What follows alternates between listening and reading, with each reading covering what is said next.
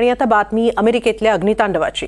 7 दिवस होत आले तरी अमेरिकेतल्या लॉस एंजेलिसमधली आग अद्याप विझलेली नाही। वेगवान वाऱ्यांमुळे ही आग आणखी फोफावतीये। तर आग विझलेल्या ठिकाणी आता घरांचे सांगाडे आणि राख उरली आहे। मात्र अशा राखेतूनही हाती काही सापडते का हे लुटण्यासाठी काही लुटारू लॉस एंजेलिसच्या रस्त्यांवर फिरू लागलेत। पाहूया एक रिपोर्ट।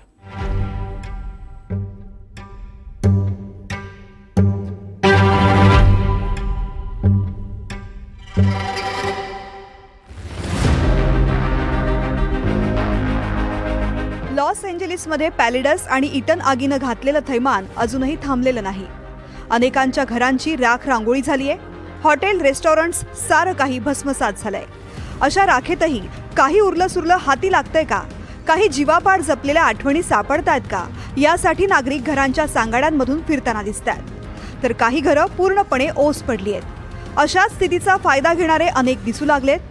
उरलेल्या अवशेषांमध्ये काही वस्तू सापडतात का हे पाहण्यासाठी काही संधी साधू लॉस एंजेलिसमध्ये दिसू लागलेत। अशा जवळपास 24 भुरट्या चोरांना पोलिसांनी अटक केली आहे।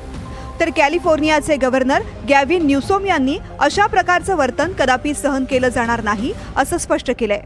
कडक कारवाईचा इशारा त्यांनी दिलाय। त्यामुळे आग विझलेल्या घरांच्या परिसरात अनेक गार्ड तैनात करण्यात आलेत।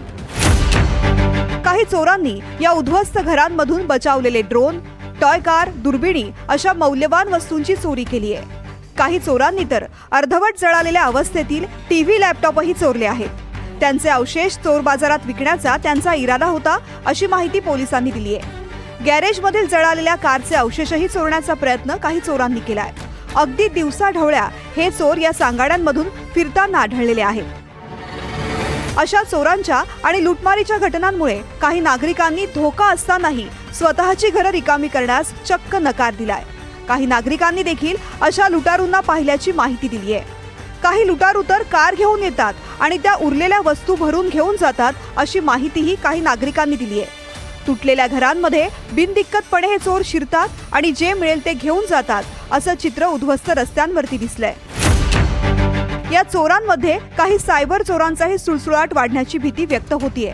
कारण जळालेल्या मालमत्तेच्या इन्शुरन्ससाठी सध्या नागरिकांची धावपळ सुरू आहे। अशात हे सायबर चोरटे हतबल नागरिकांचा फायदा घेण्याची शक्यता आहे। त्यामुळे नागरिकांनी इन्शुरन्ससाठी क्लेम करताना काळजी घ्यावी असं आवाहनही प्रशासनाकडून केलं जात आहे। Bureau report, NDTV Marathi.